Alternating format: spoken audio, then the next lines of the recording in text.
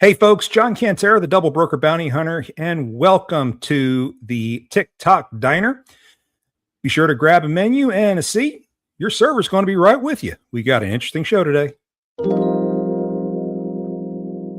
For the Freight Fraud Task Force, welcome to the TikTok Diner podcast, where we serve up freight fraud with a side of prevention. Grab a menu and have a seat. Your server will be right with you. Here is your head chef and host, the Double Broker Bounty Hunter, John Cantera. Yes. Now, a little soulful jazz to start your day. Hope everyone's doing well.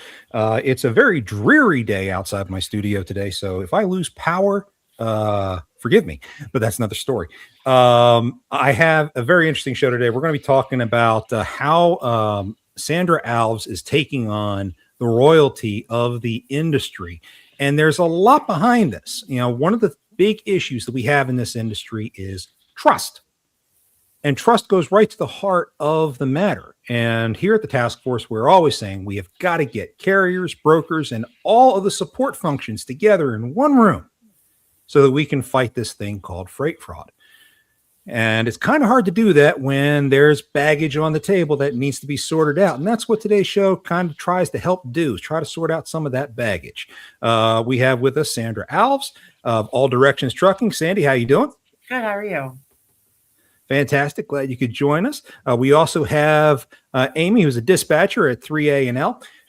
Amy has been around quite a while. I know she's been watching the show a lot. This is her first time on the show. But with a lot of what Sandy has to talk about includes dispatching, I wanted to have a dispatcher out here to kind of keep things going. So let's see how this all plays out. Amy, how have you been? I have been fantastic. Can you guys hear me okay? Yep. Okay. Thank you for having me. I can't hear Sandy, though. You can't hear me? Hold on. You can't hear her? Yeah, you might want to check or use earbuds or something like that. That might help. Yeah, I have them. And Sandy, say something for me.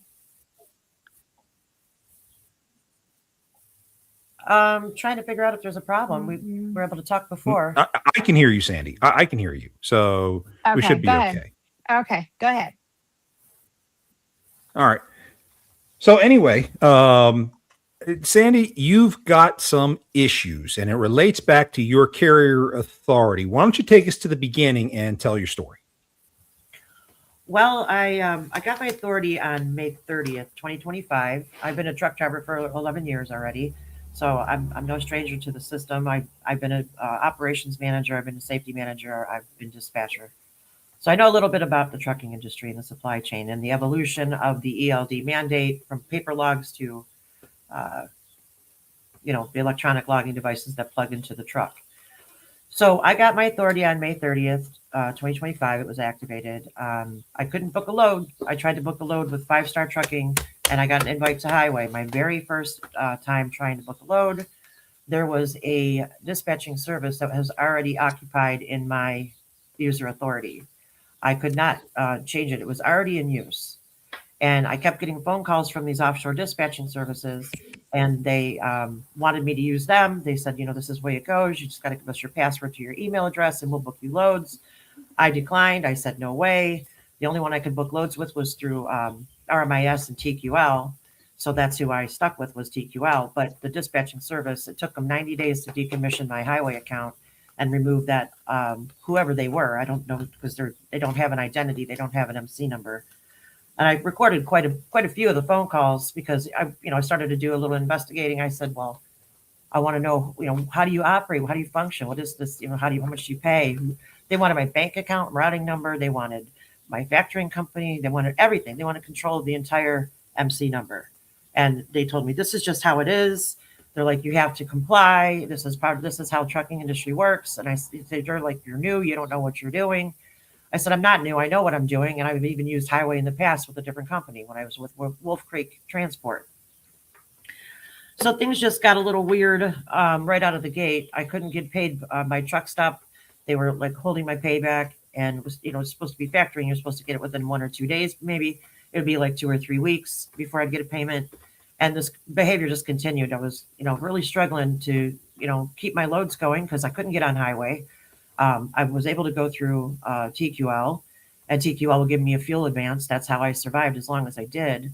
But I got to December, and I was stuck in Ocala, Florida, and I couldn't get any payments from Truck Stop. I kept, I kept giving them money, giving them the loads, the bill of ladings and stuff, but they were planning on, I guess, migrating over to Denim, and so they closed out my Truck Stop account with 6 penny deposits for 6 different loads, and migrated me over to a new system. And I couldn't go back in time and get what was there. The ledgers were gone. I couldn't have access. It's just so I filed a lawsuit. And when you start pulling threads, you realize that the whole thing is interconnected. It's one big Jenga block, and all these platforms are all plugged into it together. Whether it's the broker facing platforms, My Carrier Packet, Highway, RMIS, all of them. I mean, the list is endless. All those platforms are all interconnected. They all are broker facing. They all plug into the ELD that's plugged into the truck. Everybody knows where all the trucks are. They know what the truckers make. They know what the shippers are paying the brokers. It's just a mess. It's a big monopoly. I hope that summed it up. That's a huge one. And I think a lot of new people getting into the industry share a lot of the same struggles. I know that most brokers operating in this industry, they require a minimum of 6 months or a year of continual operations before they'll even talk to you, which in itself is crazy because, now you're stuck for 6 months. If you don't want to work for somebody like TQL, because we all have our opinions on TQL. If you are in that position, you have no choice. Which sounds like why you wound up with one of these foreign dispatch services. No, I never used a dispatch service. Oh, you never used it? Okay. No, I was getting inundated with thousands of calls a day from offshore dispatchers telling me that this is how it works. That telling me I have to do it. I'm not going to do that. So I guess I stood out because I was, it's basically in trucking, when you're a truck driver and a carrier, it's comply or die Johnny. And if I didn't comply, then I would have to die. Because they got that axe dangling over your head with Carrier. Now, what axe are you referring to? Carrier 411, the freight guard report. The old freight guard system. Fair enough. Right. So nobody wants to Amy, talk about it. Mm-hmm. Do you dispatch any new carriers? I stopped doing that because of the stress and with the new authorities. All my contacts require, like you said, 90 days, but mostly 6 months to a year. So I just don't do it. I don't. Now, I stopped more than a year ago dealing with new authorities as well for the same reasons. And I hated working with TQL. Most of the time I wouldn't work with them. But that's again, neither here nor there. Don't get me wrong. Carriers out there, if you are brand new, there's almost nobody else you can go to. I get that. Do what you got to do to survive. But it sounds like the deck is stacked against us. So, Sandy, where are they stacking the deck? How do they have the deck stacked against the carriers? Well, the carriers are actually doing all the work, and they're front loading the brokers' lanes by paying for fuel and labor. The brokers are now connected to every ELD that's out there because all the broker facing platforms all joined together, and they do Snowflake with technology and API. So not only do they know where the trucks are, they know exactly what's going on the ELD, and it's really not fair competition. It's definitely not free trade. You kind of are being judged like they got risk scoring, and they treat you like your DoorDash drivers basically. And I did DoorDash for a little while just to see by comparison, and it's pretty much the same thing. It's like it's a race to the bottom. They know where the trucks are. So I had TQL one time. I was in Sarasota, Florida. I called on a load that was on the load board, their load board. And he said, "Oh, no. There's no load down in Sarasota. Go ahead and drive today up to Jacksonville. We're going to find all the trucks in Jacksonville for tomorrow." And I was like, "But I want to get a load today." He goes, "No, you got to go. You can call me back tomorrow and we'll get you booked." So where's the competition in that? I had to waste a day, waste my diesel and drive somewhere I didn't plan to be going because if I didn't comply, you got the blacklisting situation with, the carrier 411 and TQL, and they know that, it's basically comply or die. So, and, I say commercial. Well, I think one thing that I do want to correct you on, I know that TQL does not use Carrier 411. They're not a subscriber, so they can't file freight cards. The only thing they can do is blacklist you on their own platform. Well, no, so that through RMIS, because TQL did eventually blacklist me. They called me between Christmas and New Year's, asked me to take a load out to Missouri, which I did. And I wasn't planning on going out between Christmas and New Year's. I was out in Missouri, and as soon as I delivered that load, I called them back for another load that was nearby. It was the day before New Year's Eve. And, it was Happy New Year. Thank you for the load.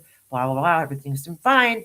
But then here we go. I go call again, and they transferred me over to some other customer relations in TQL's system. And they said, we're sorry, we're not going to be doing business with you anymore. And the next thing you know, not a single broker anywhere would book any loads for me. So, and that went on until January, or, like January 10th, I couldn't get a load. So I deadheaded home. And you got your authority when? May 30th. So it was over 6 months. But the brokers that I had previously worked with, I recorded all these calls too, like Magellan. I worked with Magellan many times, but all of a sudden they could no longer work with me. They had to part ways with my company. So it cascaded because they use RMIS. Did anyone say why? No, it's proprietary is what they told me. Proprietary. Yeah, it was proprietary.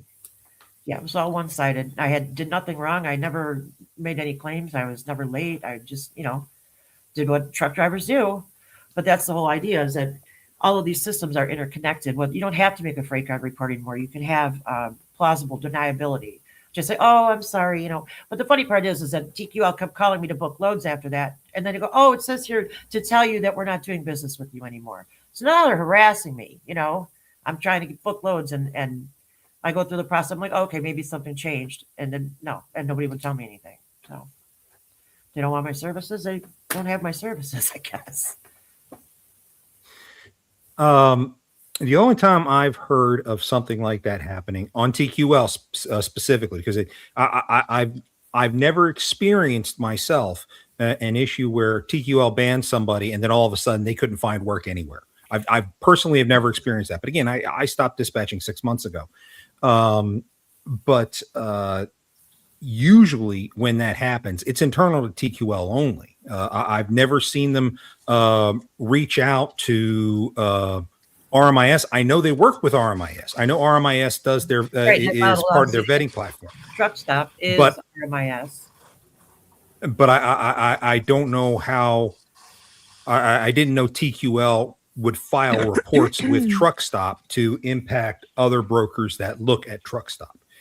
I also am not aware of a report showing up on Truck Stop would then duplicate onto Highway, MCP, or any other platform. I was always under the impression that they were their own systems because they do compete against each other, and they don't like having those connections. Now, could be that a broker might have jumped into one platform, say they were in RMIS, they saw that you were blacklisted in RMIS, and then they went ahead and went to Highway and just entered that into Highway too. That's plausible.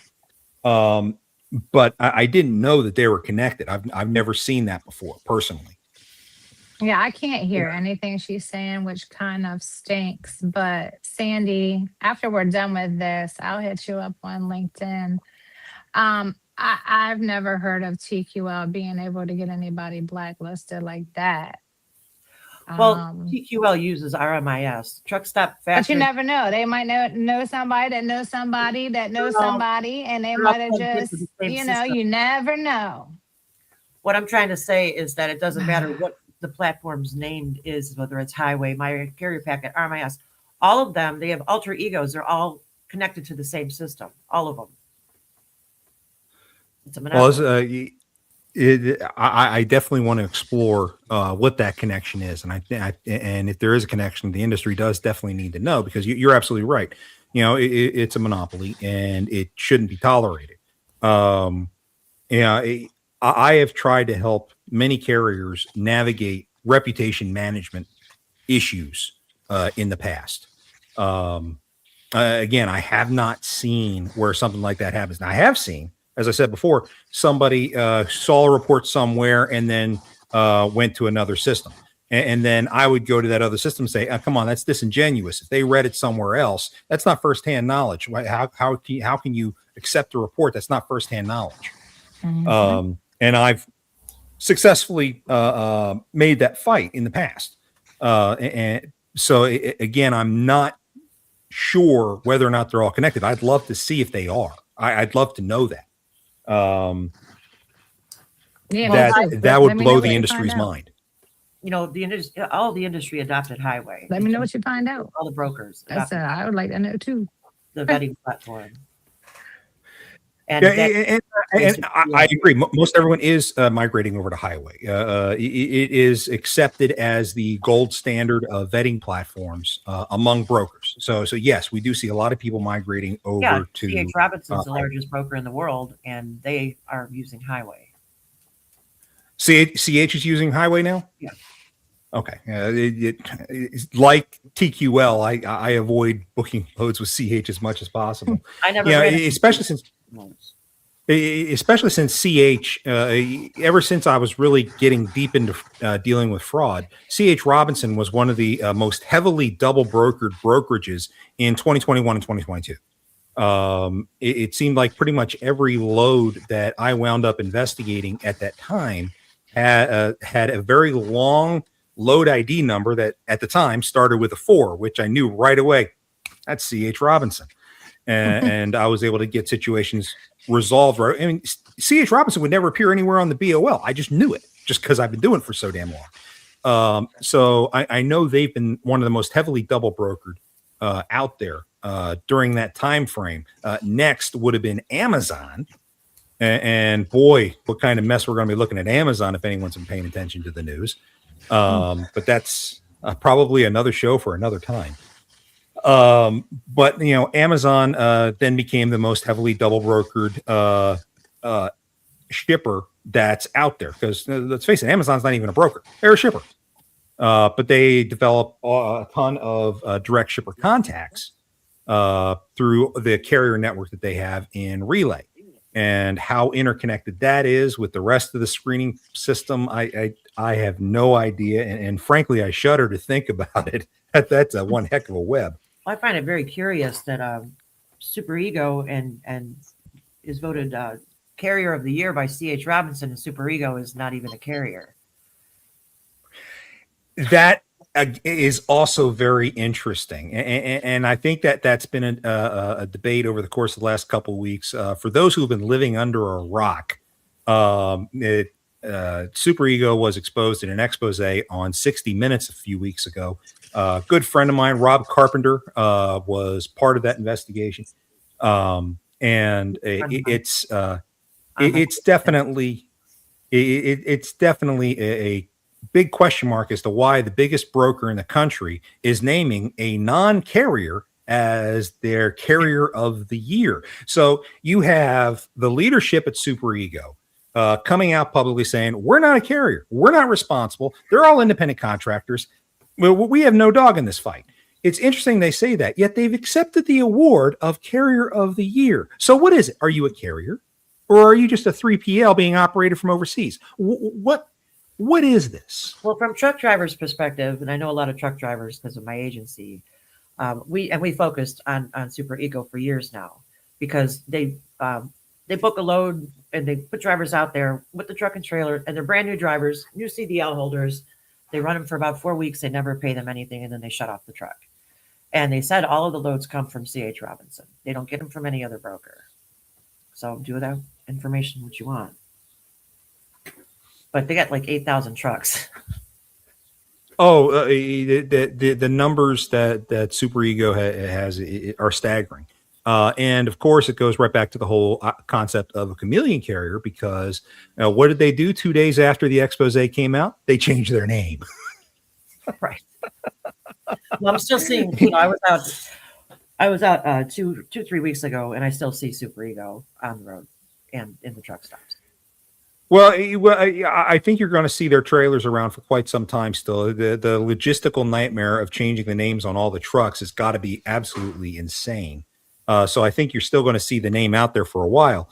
But as far as the tractors and the contractors who are working with them, I imagine they're probably scrambling to get those changed as quickly as possible too, to get themselves out of the spotlight. Kind of hard to get out of the spotlight. A friend of mine says, well, what sense is there diffusing a bomb after the bomb goes off? Well, the whole thing is, it's a racket because drivers aren't getting paid. They're being forced to drive past hours of service with their fake ELDs that they could update on the back end. I mean, the whole system, whole operating system that is, I'm suggesting is completely interoperable and interconnected as a monopoly. It's unsustainable for the supply chain. I think it's a threat to the supply chain, and everything you get comes off of a truck, period. The truck drivers that are doing the right thing, they're not getting paid. They're waiting in truck stops. They're losing everything, and they're committing whatever, they're self-deleting. That's all I can say. And that's becoming a real big problem, and it's unfair. It's wrong. There's no symmetry. They treat brokers treat the truck drivers like they're little children, and they're incapable of making their own decisions. And it's not sustainable. The supply chain going forward has to have a different operating system, period. Because the way it is right now, there's too much fraud, there's too much double brokering, and it's at scale. And it all starts on the platforms. Everybody's looking at the carrier. These platforms that are interconnected, they've got, offshore dispatching services exchanging different MC numbers and moving freight around the country and taking it to warehouses and hiding it, and then the drivers aren't getting paid. People are getting their freight stolen. The call's coming from inside the house. It's not coming from the carriers. I'm sorry. Let's tackle it one step at a time. We know that when it comes to foreign dispatch services, Delilah's Law, which is currently on the floor both in the House and the Senate, is expected to make them illegal. So let's see if that moves forward, because here we are. As though he's the authority on that situation, and he's telling people on X that the Delilah's Law does not apply to offshore dispatching services. So, I mean, the industry already made up its mind that it's not going to obey the law because it's not obeying the laws now.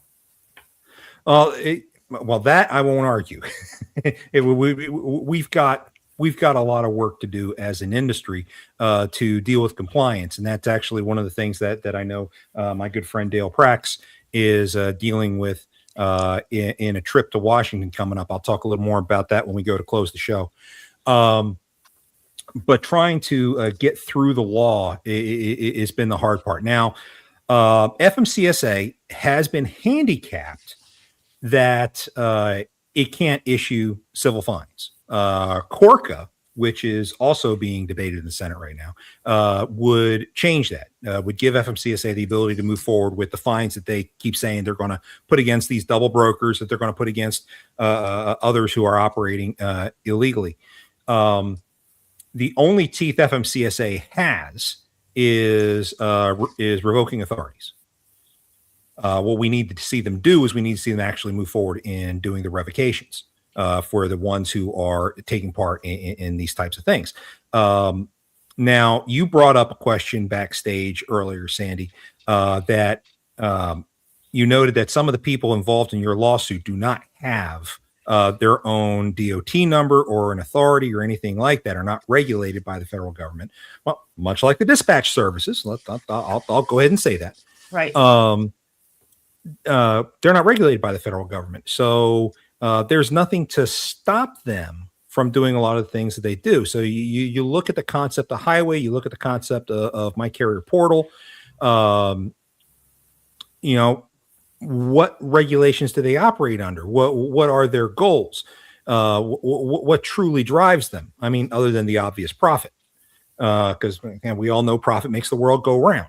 And it is widely believed among carriers that profit is the reason why we have the economy we have today within the trucking industry, and why carriers are suffering so much.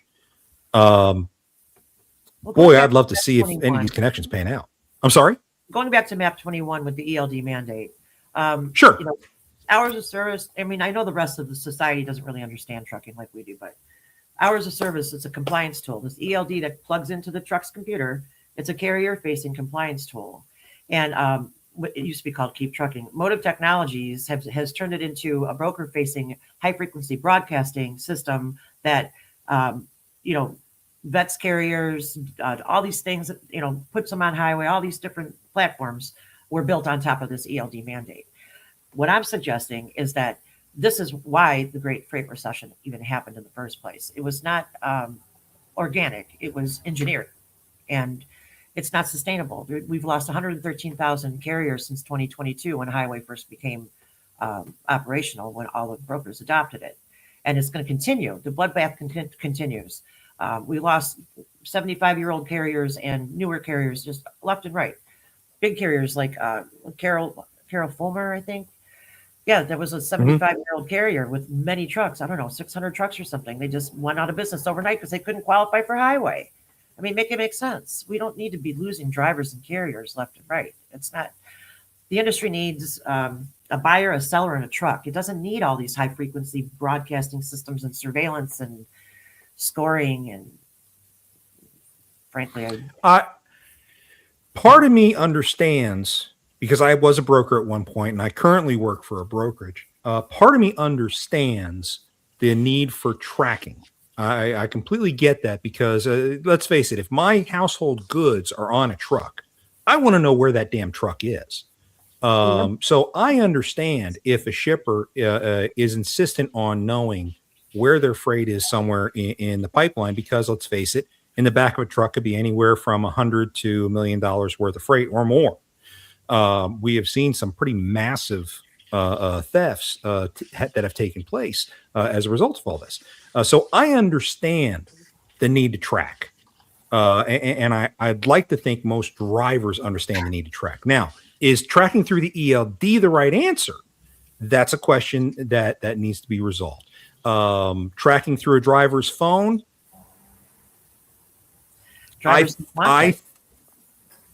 know drivers don't want it, but again, what they're doing is they're moving around $1 million of somebody else's property. So again, I get both sides. It's not it's a very complicated issue, and we're not going to answer any of those questions here in this debate. But it is definitely something that stands that's worth debating. Broker Carrier Summit would actually be a great place to have a panel to discuss something like this. Now, most of my drivers have been okay with the tracking. Once I try to explain it, okay, one, as your dispatcher, I want to know where you're at because I need to anticipate when you're going to deliver. I need to anticipate when you need your next load. I need to know that. So I put all my drivers on Life 360 because that's a free platform. It's real-time tracking. And I at least knew where my guys were when I needed to know. Well, what about continuous tracking? And what about all these different platforms? Like they're all, and you can go on their websites and they'll show you who they partner with, right? Highway partners with GenLogs. GenLogs can see where the trucks are every day, all day long. They can see where the shippers are. They interface with, I'm assuming, flock camera and all these other roadside sensors they speak about. So I think it's reached to the extreme, really, because why would highway need to know where all the trucks are at all times? No, like it's a blueprint for freight theft, honestly, because you've got. Well, I've had some talks with Michael Grace, who is VP, I believe, of security at Highway.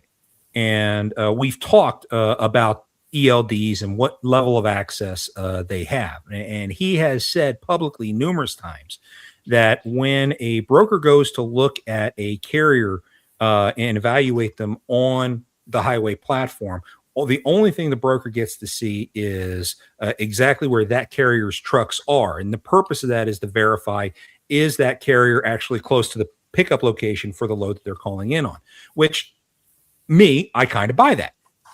Now, Highway themselves, through consolidation, probably can see every last one, but they swear up and down they don't sell that information or anything like that.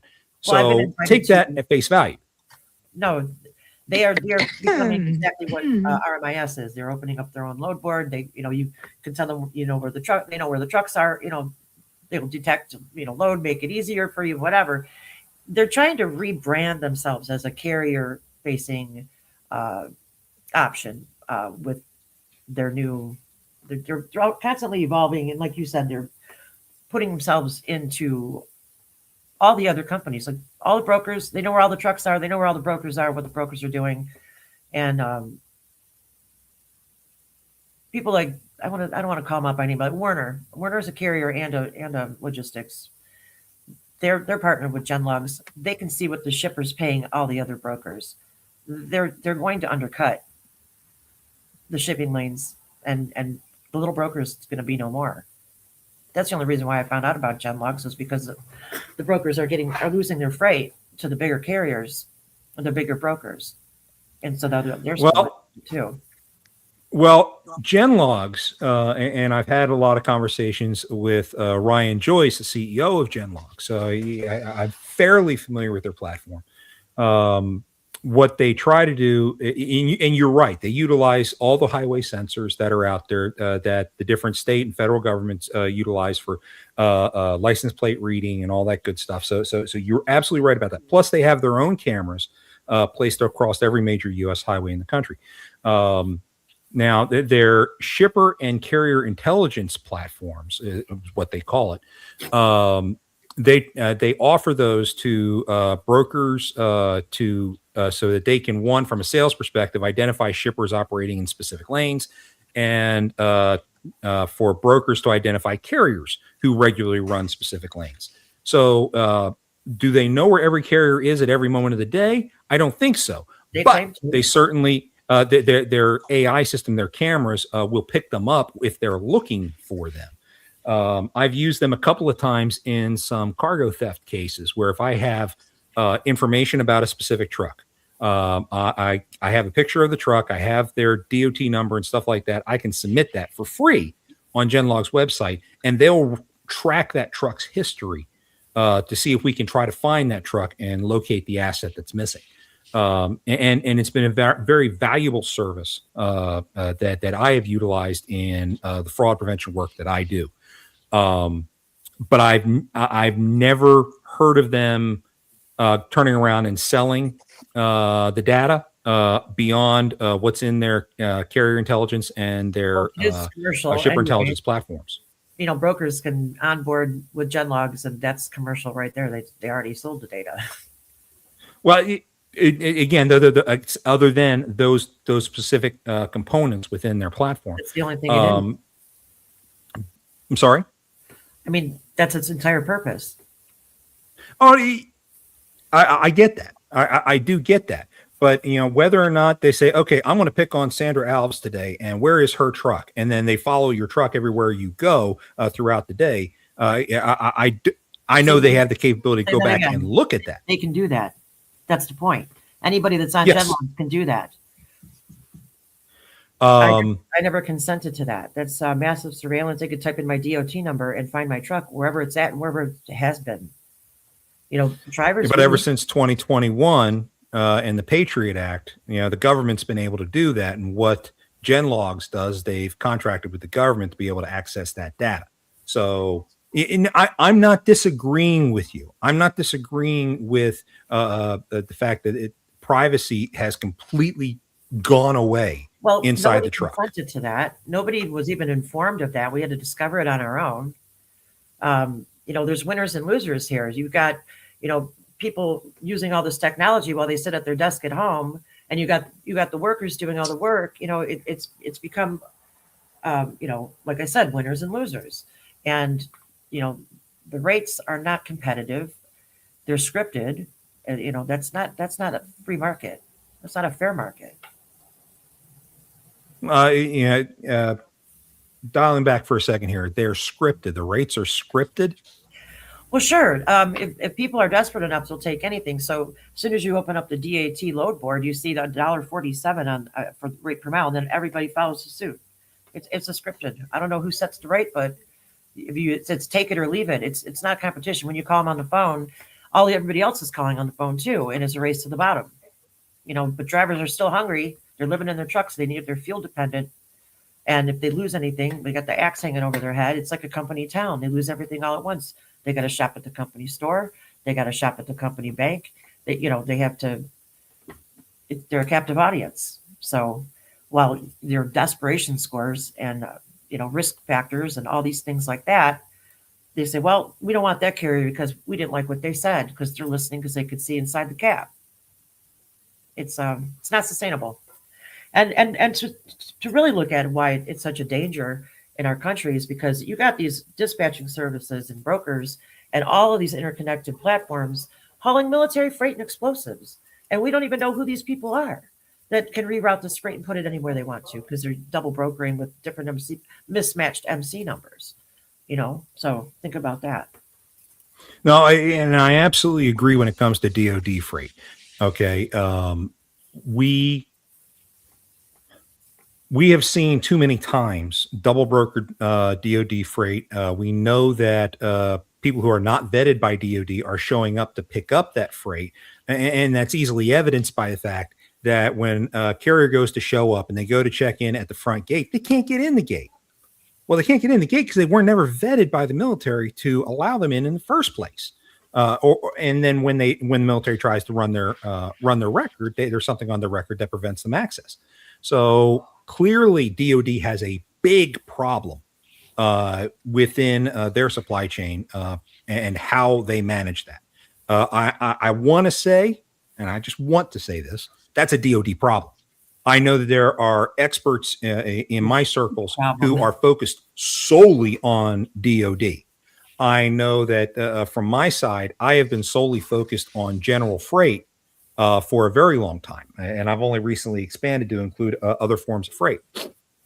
So I get that. I completely get that. And yes, there are definitely huge problems across the industry. And one of the problems I have with folks like Highway, MCP, RMIS, et cetera, is they sell all these services for profit. They sell all these services that are meant to deter fraud, right? And it keeps brokers dependent on them. I hate that so much. It's not even working. It doesn't work out because it takes a collaboration between if a broker is involved. It takes a collaboration between the shipper, the broker, and the carrier working together in a trusted relationship in order to keep fraud out. I mean, how many times have we seen these Walmart loads get stolen? Does Walmart go out and look at the side of the truck to make sure they're loading the right truck? No, they never do. Why do you think Walmart loads get stolen all the damn time? It would literally take them just a minute or two to have somebody confirm all that. When them trucks pull in there, they do need to get better. But if you talk to a Walmart warehouse manager, they're going to sit there and tell you that they don't have the manpower to turn somebody loose to go and do that. I'd say pay somebody. That owner of Walmart. Oh, I know. More than enough money. He can hire a couple people at every location he has. Yeah, the question is, do they care? So no, they don't care. What Walmart suppliers need to do is they need to understand what Walmart is doing as part of their supply chain. Of course, Walmart goes and they buy everything, so the supplier doesn't give a damn. Well, I heard recently that Walmart reconfigured their logistics system. I'm not sure. I haven't looked into it yet.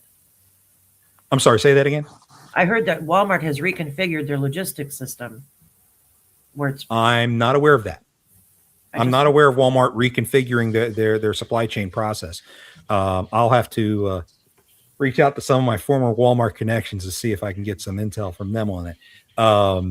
Because it's definitely something that's worth looking into. And I go on about retail shipping all the damn time, especially with Amazon and the amount of theft that goes on off of that. The theft and double brokering is unconscionable, the amount that's going on. And it can be solved very quickly if they actually cared. I've been running off of a theory for a long time when it comes to Amazon, that Amazon is actually making money off the insurance claims on the stolen freight.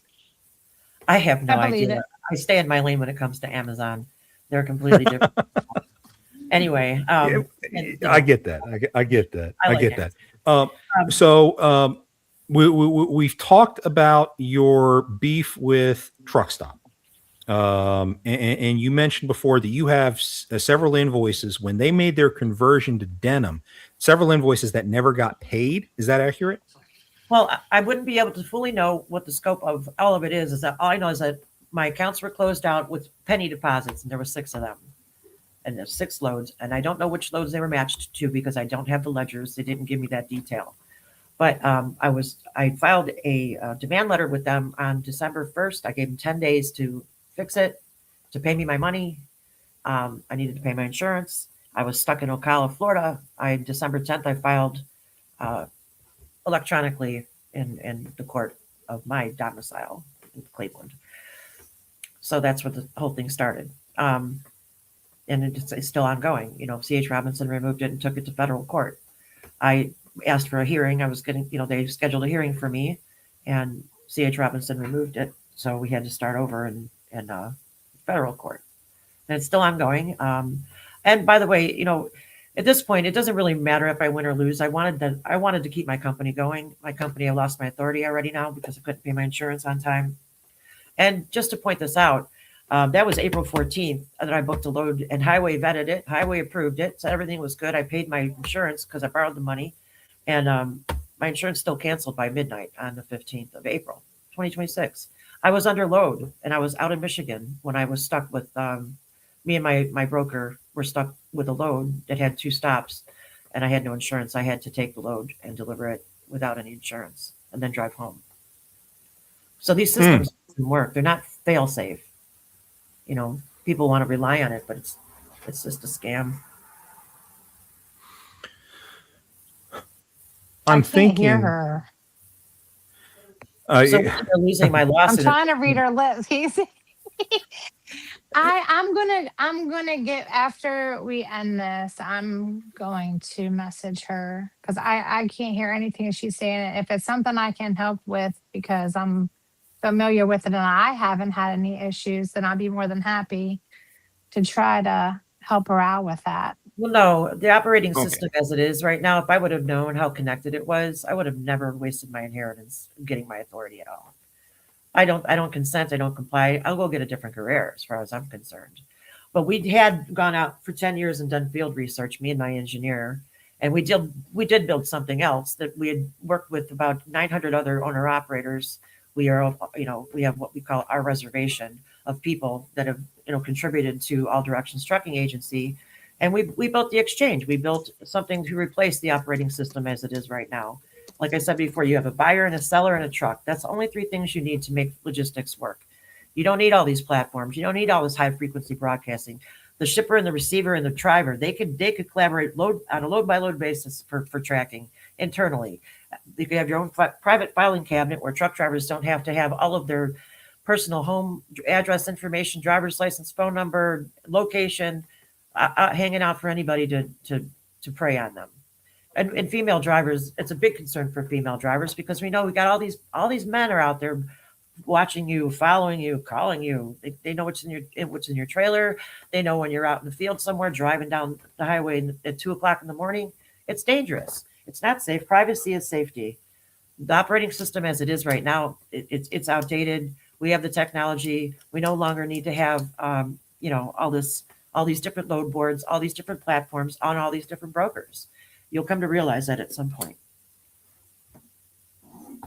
If you want to get rid of freight fraud and theft. And like that driver that got killed over in Georgia with the Mercedes. He was targeted. Somebody had to know how to drive that truck. Somebody had to know how to get those cars off of the back of that truck with the hydraulics and all that stuff. He was targeted. He was on his way to Miami and he drove somewhere, halfway down the state of Florida, and somebody got in his truck and took him up to Georgia, killed him and threw him out. This is happening all over the place, and it's a big fear, and people are ruthless, and it's a dangerous world. We really need to button it up and bring these people back home so they are safe again. Not with all this. I've not heard of anybody talking about that case. For Amy, who's having a hard time hearing, she's talking about the case of the automotive hauler who was hijacked and killed on a load I between heard Georgia and about Florida. that. I heard about that. There has not been a lot of discussion on that. I know Mm-mm. that's an ongoing investigation. I believe the FBI is involved in that. So it's going to be interesting to see how that pans out. But I agree with you. Safety is a huge problem in this industry. Truck drivers have to be able to protect themselves. Truck drivers need some level of privacy, if nothing else, in terms of security for the load. I know for a lot of the work that I deal with from the consulting side, we talk all the time about how do we make sure that no information about the load gets out, especially high value loads, electronics, stuff of that nature.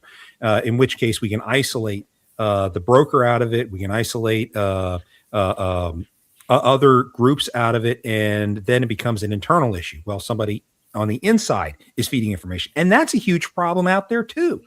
How many clerks are out there, who are responsible for releasing freight to a trucker, and they're only getting paid $10 or $12 an hour? I mean, folks, pay your people better, okay? Because when you have someone like from the Mexican cartel or from an Eastern European syndicate walk up to them and say, "Hey, look, you get a juicy load, I'll pay you 50 grand. Just tip us off." I mean, you think they're not going to do it? Look, organized crime is one of the biggest threats that we face as an industry, and it's always been present since the days of the mob, post World War II, hijacking trucks. This operating system is the criminal enterprise. I'm just going to say that operating system, all of the brokers, all of the platforms, everyone connected to the ELD mandate, all of that needs to be replaced. That operating system's got to go. You have to replace it with the exchange. There's really no other option if you want to bring safety back, if you want to have fair trade, because brokers can, or the buyer can talk to the seller and the truck, and they can all agree on what the price should be. There doesn't need to be a middleman anymore. 26. We shouldn't have to wait 30, 60, 90 days to get paid. The exchange, whenever the buyer, it's like a vending machine. The buyer puts his money in, it goes into an escrow account. The driver takes it to the shipper. Everybody agrees that everything turned out good, and money gets released, and everybody goes about their business. So think about that, because that's really the only equitable option, because they've gotten away with too much for too long. There's too much stolen freight. You're going to be chasing rabbits for the rest of your life. You'll never catch them. Just replace them. Well, one thing I 100% agree with you on. In my role dealing with freight, I don't think I will ever be out of work. Right. And it's not necessarily out of greed. God knows I don't make enough money for the work that I do. But it's important work, because what we're seeing today in our own economy, because of all the fraud, an economist I spoke with the other day estimates that roughly 20% of what you're spending right now at Walmart, Costco, whatever, 20% is to reimburse those big box stores for the freight that's been stolen. And we're not talking about the reported freight, because that's getting paid for by their insurance. We're talking about the unreported stuff. You keep seeing people throw around the $10 billion number, or sorry, the $6+ billion from last year of thefts that have been reported. I think it was a 6.2 million, or 6.2 billion rather. That's probably only about 10% of what's really going on out there, according to economists that I've spoken to on the matter. So the problem is much, much greater. How much of it is perpetrated through the combined actions of the screening platforms that are out there? I don't know. It's an interesting theory. It'd be interesting to see if your case is able to open up the books to get to put more visibility into that. So that is definitely something that's going to be of interest across the industry. Sorry? Visibility is the problem. We have too much visibility. Everybody wants to see what everybody's doing, Well, the visibility is on the trucker side. The trucker is the only thing that's 100% visible, at least in my opinion. Now, I know of several very good brokers who have outright told me, "Hey, this is how much I'm getting, and I got to make something." I was like, "Oh, hey, I agree with you, and you keeping 15%. Hey, that's fair to me. Let's go." Yep. I can have that conversation with brokers all day long, but that's also through developing relationships with those brokers. Let's face it, brokers are just as tired of the foreign dispatch services as the carriers are. And you said it yourself, Sandra, that these as soon as you get your authority, you get bombarded by all these calls from all these overseas dispatchers and other service providers that are out there telling you, "Oh, you got to have it. You have to have it. You can't get anywhere without it." And of course, that's not true. I also know that as an American dispatch service, I never once had to advertise. Never once did I have to make a cold call. I was turning people away 2 or 3 a week because I was overtaxed and I could not handle the workload. So, I mean, a good dispatcher is worth its weight in gold. A bad dispatcher, however, I get that. I completely understand where you're coming from there. Like I said, I hope the Lawless Law fixes that. You may be right. It may not have enough teeth to be able to stop it. Let's see how that works That's out. why they won't be able to stop it, because they're using, Google Voice, they're using Telegram, they're undetectable. We don't even know who they are, and they're. I will not say they're undetectable. The reason why I say that is because I know that the tech team at several brokerages that I've talked to, they have an ability to detect VPN usage. They have the ability to detect VoIP usage. But they're not. They under can detect American jurisdiction. They're not under our jurisdiction. If No, something goes wrong- they're not under our jurisdiction. You are right about that. You are Right. 100% right about that. So I have to. Now, get my fingerprint. I have to get a TWIC card. I have to get my TSA credentials and stuff as a truck driver, right? To go on hazmat. And then you got these other people that we don't even know who they are. They're just some rando from some other country that mismatches loads and reroutes freight to somebody else's warehouse that was supposed to go to Walmart and went over to whatever. Oh, I agree. I agree. No, we can't fix it. It's too damaged. Too damaged. That's fair. I'll tell you that's fair. I think we might be able to save it, but it's going to take a lot of hard work from a lot of people to be able to make it work. And transparency is going to be key on all sides to make sure that it works. My opinion has always been one. It's about relationships, and as long as you have the solid relationship, whether it's a carrier to a shipper, a carrier to a broker to a shipper, carrier to dispatcher to broker to shipper. However that chain flows, if that relationship is not solid across the entire chain, then that's where the bad guys come in, and that's where the bad guys play everyone against each other. And I think that's a huge problem that needs to get solved. And like I said, we're definitely not going to solve it very quickly. Can you throw the baby out with the bathwater? I don't know. We need a system to replace it. Truck driver, right? It does. If the truck driver's not happy, and it's not going to work.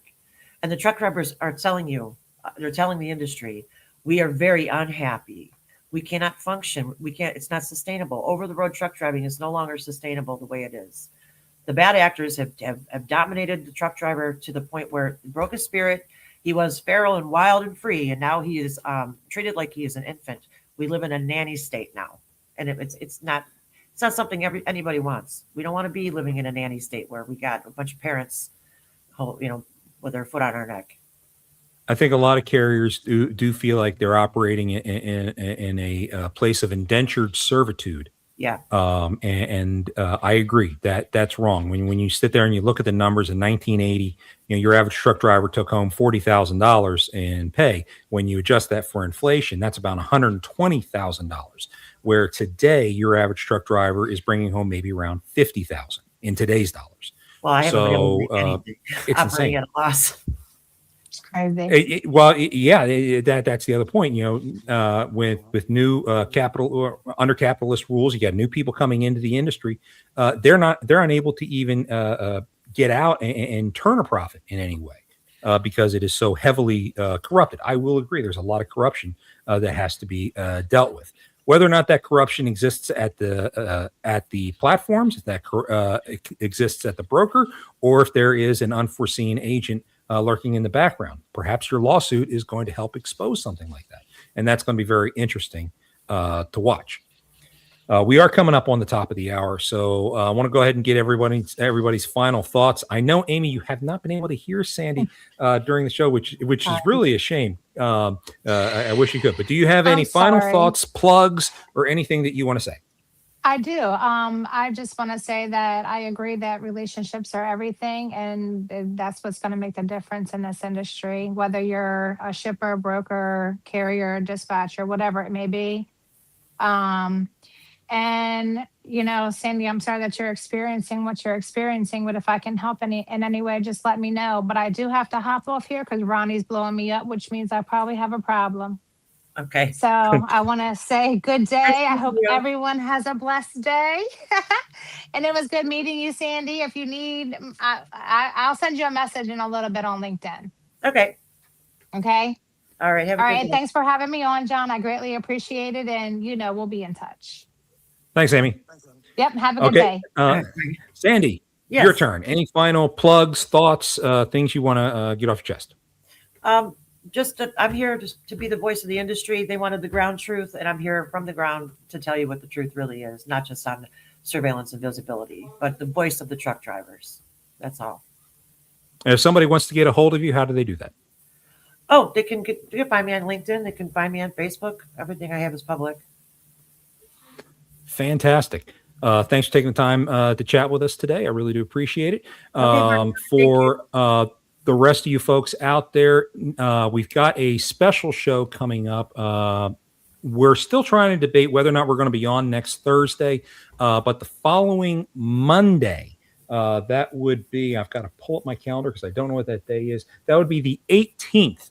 We're going to have Dale Prax on the show for a special episode regarding a mission that he is on in Washington. I call it the Washington 7 because you have a group of no more than 7 people who are going to be meeting in Washington to talk about issues with FMCSA in the industry. So it's going to be very interesting to see how that comes out. We're going to talk to Dale all about it at that time. We'll probably have a couple other people from the task force on that as well. So be sure to check that out. If that is about all, be sure to like and subscribe to all of our social media platforms for the Freight Fraud Task Force. Hope you guys enjoyed your lunch for today. Your check is on the table. Be sure to tip out your server, and we will see you next time on the TikTok Diner.